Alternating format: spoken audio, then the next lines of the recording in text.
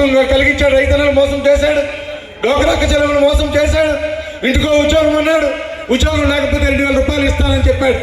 తీరా అధికారంలోకి వచ్చిన తర్వాత డోక్రా చెల్లెలను మోసం చేశాడు, రైతన్నలు మోసం చేశాడు, విద్యార్థులను మోసం చేశాడు. అప్పుడు 2,000 రూపాయలు ఇస్తానని చెప్పి ఆఖరుగా కొద్ది రోజులు 1,000 రూపాయలు ఇచ్చాడు. మళ్ళీ ఇప్పుడు ఇస్తాడట, 3,000 రూపాయలు ఇస్తాడంట. అధికారంలో నడిచిన నందులో కానీ ఇంకా సీసీ రోడ్లు వేయాలి, సిమెంట్ డ్రైన్ల నిర్మాణం చేయాలి. ఇవన్నీ చేయడానికి కావాల్సిన డబ్బు ఉంది. ఎలక్షన్లు వచ్చాయి, పనులు అవుతాయని చెప్పి మీరేమి అనుకోవద్దు. ఈ పనులన్నీ కూడా ఎన్నికలు నామినేషన్ వేసిన నాటికే పనులన్నీ కూడా దాదాపుగా పూర్తి చేయడానికి కావలసినటువంటి ఏర్పాట్లన్నీ కూడా చేస్తానని చెప్పేసి మీ అందరికీ మనం చేస్తూ ఉన్నా. అందుకే ఈరోజు కేవలం పై ఊరు నుంచి నాయకులు మాత్రమే రమ్మని చెప్పాం. గ్రామంలో ఉన్నటువంటి వాళ్ళందరూ కూడా వస్తే ఈ 5 సంవత్సరాల్లో మన ప్రభుత్వం ఏం చేసింది, మన ప్రభుత్వం ఇచ్చినటువంటి సహకారంతో, మన ముఖ్యమంత్రి ఇచ్చినటువంటి సహకారంతో మన గ్రామానికి ఎన్ని పనులు చేసుకోగలిగామని చెప్పి మీ అందరికి కూడా చెప్పారు.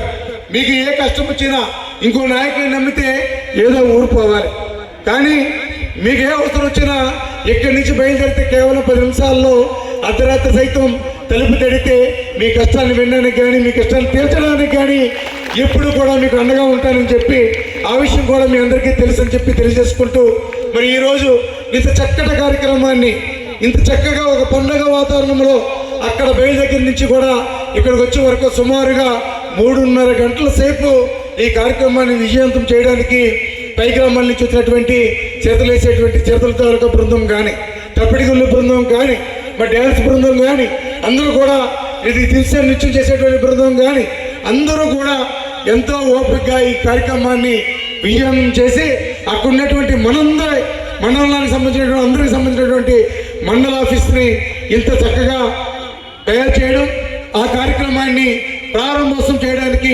వేదిక మీద ఉన్నటువంటి పెద్దలు, ఇతర మండలాల నుంచి వచ్చినటువంటి పెద్దలు కానీ, మన మండలం నుంచి వచ్చినటువంటి పెద్దలు కానీ, కింద ఉన్నటువంటి